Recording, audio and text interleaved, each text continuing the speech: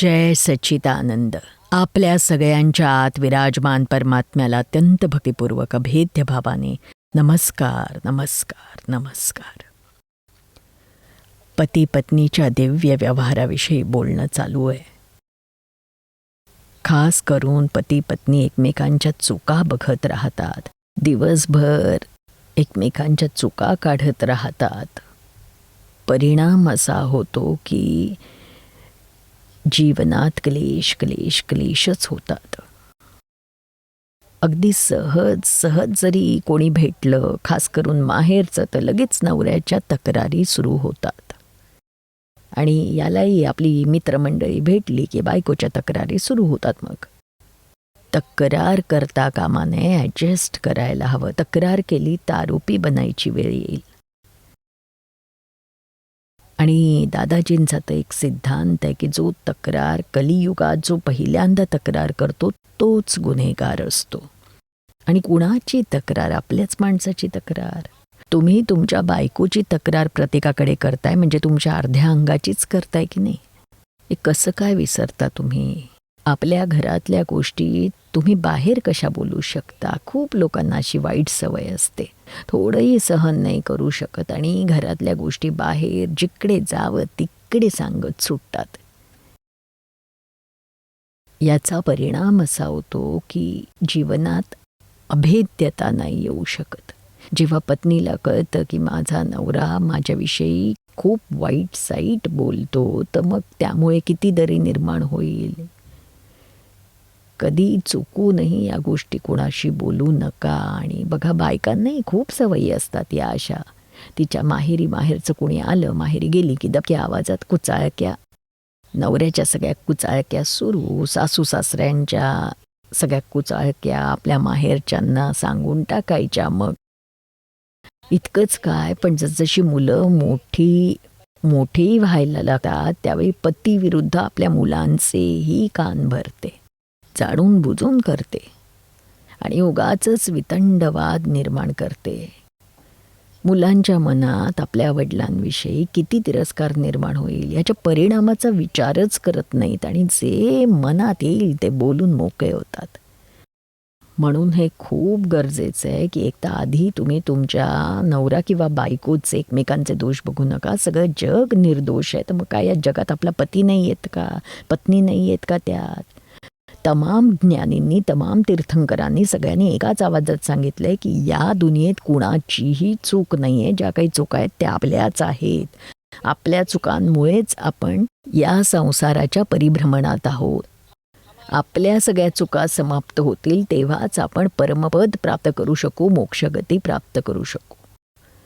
म्हणून हळूहळू एक हळूहळू एक चुका, आपल्या रोज एक चूक तरी बघाल तर त्यापासून तुम्ही मुक्त होऊ शकाल. आपण स्वतःच्या चुकांमुळेच बंधनात आहोत. कुणी दुसऱ्याने, इतर कोणी तुम्हाला नाही बंधनात घातलंय. तुम्ही तुमच्याच ब्लंडर्स आणि मिस्टेकमुळे बांधले गेले आहात. तुमच्यावरती कोणी नाही, तुमचे ब्लंडर्स आणि मिस्टेकच तुमच्यावरती आहेत. ज्ञानींच्या समीप गेल्यावर ब्लंडर्स निघून जातात. ब्लंडर्स कोणते? कशाला ब्लंडर्स म्हणायचं? मी कोण आहे त्याच्या अज्ञानतेला. खरोखर रिअलमध्ये मी कोण आहे हेच, याचंच अज्ञान, याविषयीची अनभिज्ञता, स्वरूपाची काही ओळखच नाही, स्वतःविषयीचं अज्ञान. काय अवस्था आहे. मग आपण इतरांना कसं काय ओळखू शकणार सांगा? कशा प्रकारे कुणाला समजून घेणार आपण? म्हणून सगळ्यात मोठं ब्लंडर हेच आहे. पण ज्ञानींकडे गेल्यामुळे, आत्मज्ञान प्राप्त केल्याने ब्लंडर्स निघून जातात. तुम्ही चंदूलाल नाही, तुम्ही छगनलाल नाही, तुम्ही मगनलाल नाही, तुम्ही आत्मा स्वरूप आहात. ते स्वरूप कसं आहे, काय आहे हे रिअलाइज्ड करणं आहे. मग तुमची सगळी ब्लंडर्स निघून जातील, उरतील मिस्टेक्स. मग तुम्ही स्वतःच्या ज्ञानप्रकाशाने, आत्मज्ञानाच्या प्रकाशाने स्वतःच्या चुका बघू शकाल. तशा चुका बघितल्यामुळे तुम्ही त्या चुकांमधून मुक्त व्हाल, तुम्हाला शांती लाभेल, तुमच्यामुळे इतरांनाही शांती लाभेल, घरात शांतता नांदेल. म्हणजे सगळ्या दुःखाचं मूळ हे स्वतःतच आहे आणि स्वतःच्या अज्ञानतेनंच हे घडतं. आणि हे सगळं दुःख मुळापासून जाईल कसं? ज्ञानाने, सच्चा ज्ञानाने. जे ज्ञान सनातन ज्ञान आहे, शाश्वत गोष्टींचं ज्ञान आहे, या जीवनात त्याचीही फारच गरज आहे. जसं खाणं, पिणं, पैसे कमावणं, मूल जन्माला घालणं, त्यांना मोठं करणं, शिकवणं हे आवश्यक आहे आणि तेवढंच त्याही पेक्षा जास्त गरजेचं आहे अध्यात्म जाणून घेणं, आपल्या स्वतःला ओळखणं. ही दुसरी बाजू आपण एकदम विसरून गेलेलो आहे, त्याकडे अजिबात लक्ष देत नाही. म्हणूनच जीवनात शांती, सुख आणि प्रेम येत नाही. दुःख, चिंता, टेन्शन, भांडण, तंटे हेच जीवनामध्ये दिसतं. म्हणून ज्ञानींचं म्हणणं ऐका आणि त्यासाठी एखाद्या ज्ञानीचा शोध घ्या. कोणी नाही भेटलं तर आमच्याकडे या, आम्ही सच्चा मार्ग दाखवू आणि सगळ्या दुःखातून मुक्ती होऊ शकते. सच्च ज्ञान तमाम दुःखांमधून मुक्त करू शकतं. मग इतरांच्या चुका बघणं ॲटोमॅटिकली बंद होईल आणि स्वतःला सुटायचं असेल तर स्वतःच्या चुका दिसायला लागल्या तरच त्यातून सुटाल ना. त्यामुळे सगळं जग निर्दोष दिसेल. कोणी खरं तर दोषी नाहीच आहे. प्रत्येकजण आपापल्या कर्मानुसारच चाललेला आहे आणि जे कर्म बांधून तो घेऊन आलाय तेच कर्म तो आज सोडतोय आणि ते सोडताना त्याच्या काय चुका आहेत, बांधताना ज्या होत्या त्याच आहेत. मग यावेळी तुम्ही कसं काय त्याला दोषी ठरवणार? उलट त्याचे दोष बघणं ही आपली चूक आहे. आपणच मूर्ख आहोत की इतरांच्या चुका बघतो. जगाकडे निर्दोष होऊन बघा. कसं बघायचं? समजा एखाद्याने तुमचं वाईट केलं किंवा नुकसान केलं तर तुम्हाला त्याचा खूपच द्वेष वाटेल, तिरस्कार वाटेल. याने माझं एवढं नुकसान केलं आणि माझ्या धंद्यात इतका लॉस झाला, माझे इतके पैसे खाल्ले याने. पण तुम्ही हे नीट समजून घ्या की नफा किंवा नुकसान जे काही आपल्या आयुष्यात होतं तो आपल्या पुण्य आणि पापाचा खेळ आहे. पुण्य असेल तर तुमचा फायदा होईल, लक्ष्मी येईल. पापाचा उदय झाला तर तीच निघून जाईल. आता तुमच्या कर्मानुसारच तुम्हाला जे आहे ते मिळतंय. मग त्यात तुम्ही इतरांना दोष कसा काय बरं देऊ शकता? इतरांचा काय दोष आहे त्यात? तो तर फक्त निमित्त बनतो ना, वन ऑफ द सर्कमस्टन्सेस. आणि त्याच्या निमित्ताशिवाय आपल्या कर्माचा उदयही नाही होऊ शकत. म्हणून कर्माचा उदय होण्यासाठी कोणी ना कोणी निमित्त बनायलाच हवं. मग ते निमित्त तुमचा भागीदार, हिस्सेदार बनेल. कोणी मित्र, फ्रेंड, कोणीही बनू शकतं. म्हणून त्याला निर्दोष बघा. कोणालाही यानेच माझं वाईट केलं असं म्हणून चावायला जाऊ नका कुत्र्यासारखं. कुत्रा अशी चूक करतो, कोणी जो निमित्त असतो त्यालाच चावतो. एक खूप चांगली गोष्ट आहे दादाजींच्या जीवनातली. ते सांगायचं, मी जेव्हा लहान होतो तेव्हा खूप मजेशीर स्वभावाचा होतो. स्वभाव जरा थट्टेखोरच होता. त्यामुळे अशा निमित्ताला आपण कशा प्रकारे दोषी ठरवतो, दोषी बघतो, त्या निमित्तालाच दोषी मानतो. त्यासाठी त्यांनी प्रयोग केला. एक मोठे शेठजी होते, त्यांचा एक खूप चांगला पाळलेला कुत्रा होता, खूप आवडता होता. ते नेहमीच त्याच्याशी खेळायचे आणि कुत्र्याच्या त्या पिल्लाच्या डोक्यावरून हात फिरवायचे, त्याला मायेनं स्पर्श करायचे आणि खूप छान छान खेळायचे. तर एकदा दादाजींनी काय केलं की मस्ती केली आणि मागून जोरात त्या कुत्र्याची शेपटी दाबली शेठजींच्या नकळत. आणि तेव्हा कुत्र्याचं तोंड शेठजींकडे होतं, त्यांच्या हाताच्या बाजूला. इतक्या जोरात त्यांनी त्याची शेपटी दाबली की कुत्रा एकदम चिडला आणि त्वरित तो त्या शेठजींच्या हाताला चावला.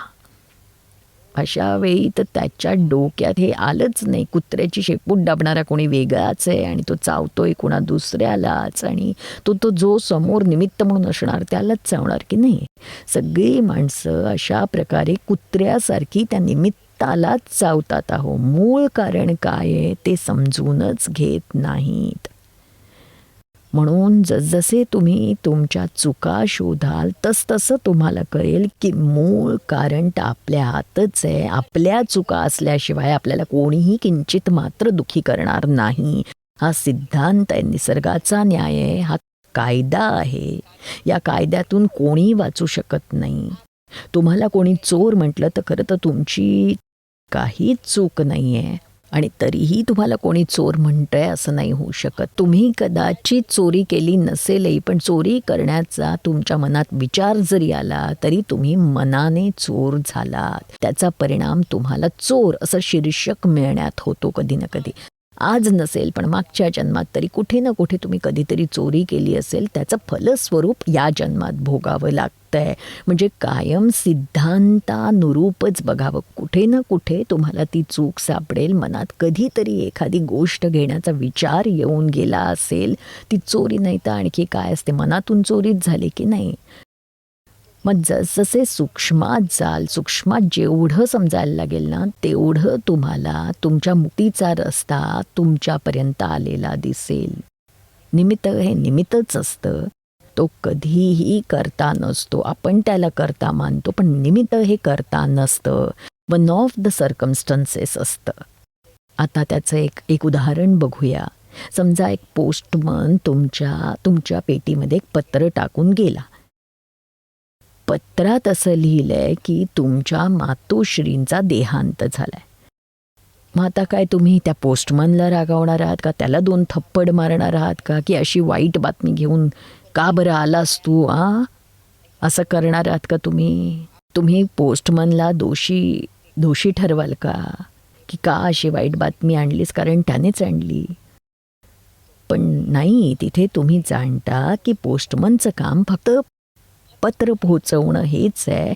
त्यात त्याचा काही सहभाग नाहीये, काहीही दोष नाहीये. म्हणून आपण त्याच्याकडे निर्दोष बघतो. त्याचप्रमाणे आपल्या धंद्यात कुठल्या हिस्सेदाराने आपले पैसे खाल्ले किंवा कुणी आपलं नुकसान केलं तर तो निमित्त मात्र आहे. पोस्टमन सारखा आहे तो. खरं तर आपलंच कर्म असं होतं, पापाचा उदय झाला होता, म्हणून आज आपल्याला असं नुकसान सहन करावं लागलंय. हे जग म्हणजे पुण्य आणि पापाचा हिशोब आहे. त्या हिशोबाने आपल्याला सगळं मिळतंय. हा सिद्धांत तुम्ही जेवढा स्वतःच्या लक्षात घ्याल तेवढी तुम्हाला तुमच्या जीवनात शांती लाभेल. आपल्याच कर्माचं फळ असतं, निमित्तामुळे ते आपल्याला परत मिळतं. आणि निमित्त हे फक्त निमित्त असतं, त्याला गुन्हेगार नाही ठरवू शकत. पण अज्ञानतेमुळे आपण निमित्तालाच गुन्हेगार मानतो, त्यानेच केलं त्यालाच दोषी समजतो. आणि म्हणून ह्या सगळ्या चुकांमधून बाहेर यायची गरज आहे. त्यासाठी सच्च ज्ञान घ्यायची गरज आहे. सगळं जग निर्दोष आहे. भगवान महावीरांनी सुद्धा आपला दृष्टिकोन निर्दोष ठेवला, सगळ्या जगाकडे निर्दोष म्हणून बघितलं आणि त्यांना अनुभव आला की या जगात कोणीही दोषी नाहीये. एक त्यांच्या जीवनातला खूप सुंदर प्रसंग आहे. भगवान महावीर जंगलात ध्यान करण्यासाठी उभे होते. खूपच आत्मध्यानात, अगदी खोलवर ध्यानात बुडालेले होते. संसारात असूनही ते आत्म्यातच होते आणि सगळा संसार विस्मृतीत गेलेला होता. ते पार गेले होते.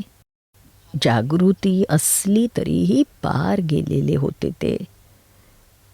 तेवढ्या जंगलामध्ये गवळ्यांची पोरं खेळत होती. ती आली आणि त्यांनी बघितलं की हा माणूस इथे कुणीतरी आहे, हा ध्यान करतोय, काहीतरी करतोय. त्यांना तर काही समजत नव्हतं. मुलं होती, अडाणी होती, त्यांना काहीही समजत नव्हतं. त्यांनी जोरात ओरडून त्यांना सांगितलं, या आमच्या गायी इथे गवत चरतायत, त्यांच्याकडे जरा लक्ष ठेवा, आम्ही 2 तास जरा फिरून येतो जंगलात, आलोच आम्ही.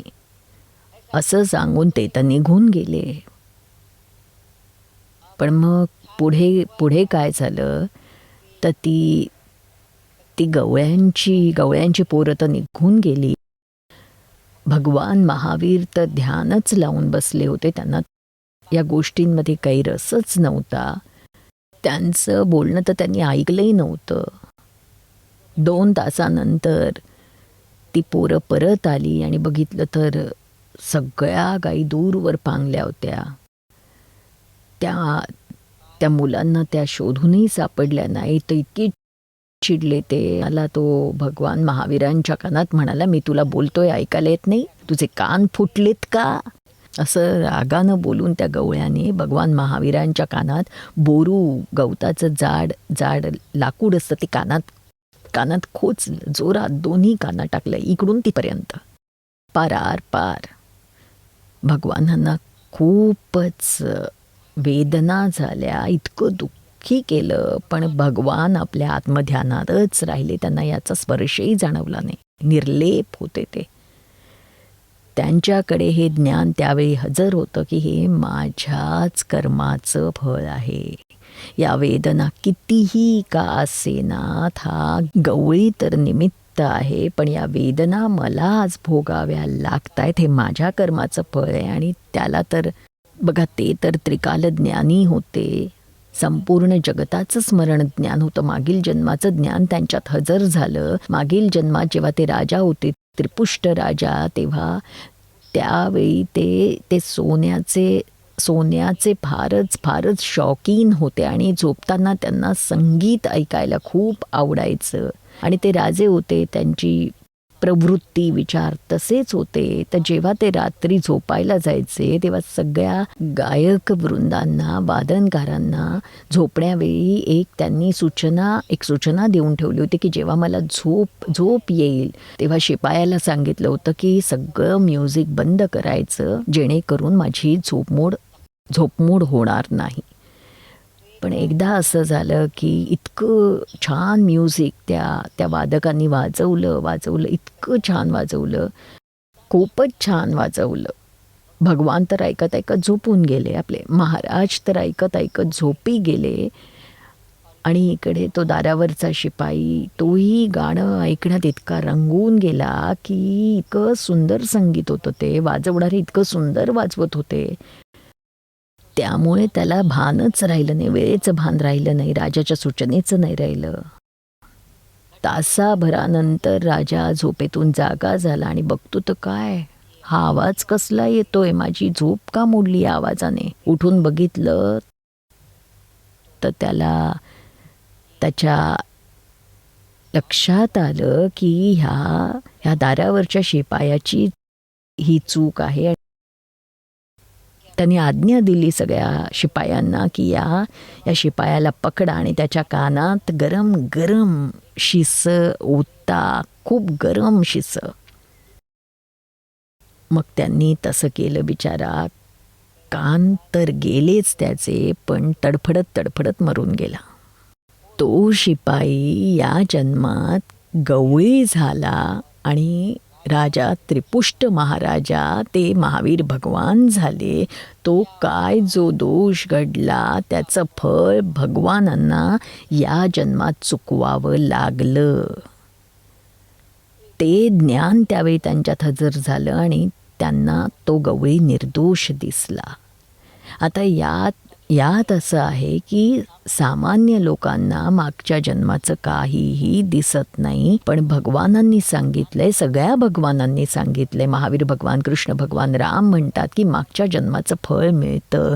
म्हणजे जेव्हा कधी असं कर्माचं फळ येतं ना, तेव्हा कुठे ना कुठेतरी आपलीच चूक झालेली असते, हे समजून घेऊन त्यातून पुढे जायला हवं. आणि त्यामुळेच तुम्हाला शांती लाभेल आणि कर्मातून तुम्ही सुटू शकाल आणि अधिक कर्म बांधली जाणार नाहीत. म्हणून जसजसं तुम्ही इतरांना निर्दोष बघत जाल, तुम्ही कर्मातून मुक्त होत जाल. एक जोडपं येतं, मध्यमवयीन आहे, मोठ्या शहरात राहतात. पती पत्नी आमच्याकडे यायला लागले आणि येण्याचं कारण दोघांचंही हेच होतं की खूप खूप भांडणं व्हायची. सकाळपासून संध्याकाळपर्यंत 25 तरी वेळा अगदी जोरजोरात बाचाबाची व्हायची. खरं तर नवरा बिचारा थोडासा सरळ होता, त्याला समज थोडी कमी होती आणि स्मार्टनेसही नव्हता. आणि बायको जरा जास्त स्मार्ट होती, खूप हुशार होती, श्रीमंत होती आणि अगदी साधा आणि गरीब होता.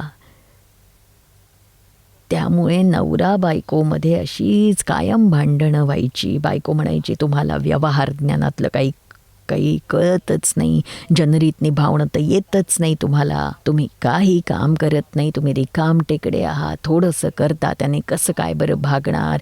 लोक तर किती हुशार असतात, किती भरपूर पैसे कमावतात, गाडी बंगला सगळं असतं त्यांच्याकडे, तुम्ही तर काहीच, म्हणजे माझ्या मुलांचं पालन पोषणही नीट करू शकत नाही आहात. असं म्हणून बायको नेहमीच नवऱ्यावर रागवायची आणि दिवसभर पत्नी पतीच्या आणि पती पत्नीच्या चुका बघायचा. त्यामुळे त्याचंही डोकं आऊट झालं होतं. आणि त्यामुळे काय झालं तर दिवसभर एकमेकांच्या चुका बघायच्या आणि एकमेकांच्या नावानं खडे फोडायचे, एवढंच काम.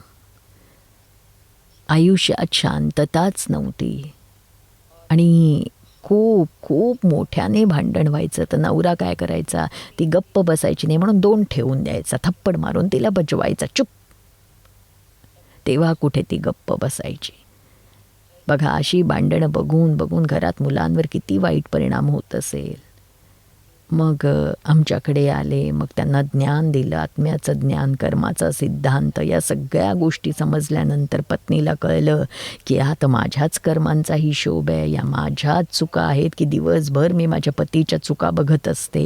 मग तिने पतीला निर्दोष बघणं सुरू केलं, नवऱ्याच्या जीवनात परिवर्तन घडवून आणलं. तो खूप खूप हुशार व्हायला लागला तो आणि पत्नीला सुखी ठेवायला लागला. तर बघा, अशा प्रकारे थोडंसं लक्षात आलं ना की यात दुसऱ्यांच्या चुका नाही आहेत, आपल्याच चुकामुळे हा सगळा किऑस, सगळी दुःख आपण सहन करतोय. तर मग सगळं सोपं होऊन जाईल. आयुष्य जगण्यात तुम्हाला मजा वाटेल. आता तर मजा नाही, सजा वाटतीये. पण आयुष्य तर खूप सुंदर आहे हो, खूप खूप काही त्यात भरलेलं आहे. आपल्याकडे काय नाही आहे, आपण आपल्या घरचं जेवत असतो, आपल्या घरात राहतो, चांगले कपडे परिधान करतो, कुणाकडून तर ते नाही घेऊन येत, सगळं स्वतःकडे असतं. तरी बघा किती किती क्लेश क्लेश क्लेश करतो. अशा चुका नका करू, इतरांच्या चुका नका काढू. चुका तर सगळ्यांच्याच होत राहतात. त्यावेळी मोठं मन करून सगळं सोडून द्या, त्यांना माफ करत जा. क्षमा वीरस्य भूषणम. अशा चुका काढूच नका ज्यामुळे समोरच्याला त्याचा त्रास होईल. काही चुका अशा असतात की त्यांचा समोरच्याने स्वीकार केला तरच त्या गोष्टी त्याला समजावून सांगता येतात. तुम्ही कितीही बरोबर असलात आणि तुमचं म्हणणं कितीही खरं असलं ना तरी समोरच्याला ते बरोबर वाटलं ना तरच ते तुम्हाला सांगण्याचा अधिकार येत असतो, नाहीतर तो अधिकार नसतो तुम्हाला. समोरच्याने जर तुमच्या बोलण्याचा स्वीकार केला नाही, उलट तुम्हाला धुडकावून लावलं, त्याला वाईट वाटलं, दुःख झालं, तर भलेही तुमचं म्हणणं खरं असेल तरी तुम्हाला ते खरं कुणालाही सांगण्याचा अधिकार नसतो. तुम्ही ते बोलू नये, तुम्ही मौन बाळगावं. सिद्धांत असा आहे की जर त्याने तुमचं बोलणं स्वीकारलं नाही तर त्याच्या मनात तुमच्या प्रति द्वेष येईल, अभाव, तिरस्कार वाटेल. मग तो सुधारण्याऐवजी आणखीन बिघडेल. तुमचं त्याच्याशी वैर होईल, शत्रुत्व निर्माण होईल. मग जो जागृत असेल, समजूतदार असेल, तो थोडंसं सुचवून बघेल, त्याला कळेल की माझं बोलणं समोरचा स्वीकारतोय, तर मग गो अहेड, तुम्ही सांगा, सगळ्या गोष्टी समजावून सांगा. पण जर का तो स्वीकारत नसेल, त्याला आवडत नसेल, तर ते थांबवा, सांगणंच बंद करा. कोणालाही दुःख देण्यासाठी आपण आलेलो नाही. सुख देऊ शकलो तर ठीक आहे, नाही तर दुःख तरी देऊ नका. आणि अशा गोष्टी बोलू नका की ज्यामुळे समोरचा दुःखी होईल. तुम्ही समजून झाला की काहीतरी माझंच चुकतंय, किंवा मग मला ते सांगण्याची पद्धत येत नाही आहे, किंवा मग माझ्याच कडून चुका होत आहेत, म्हणून काय पद्धतीने मी समोरच्याला सांगू म्हणजे तो त्या चुका मान्य करेल, स्वीकार करेल, ते आम्ही तुम्हाला पुढच्या एपिसोडमध्ये सांगू. जय सच्चिदानंद.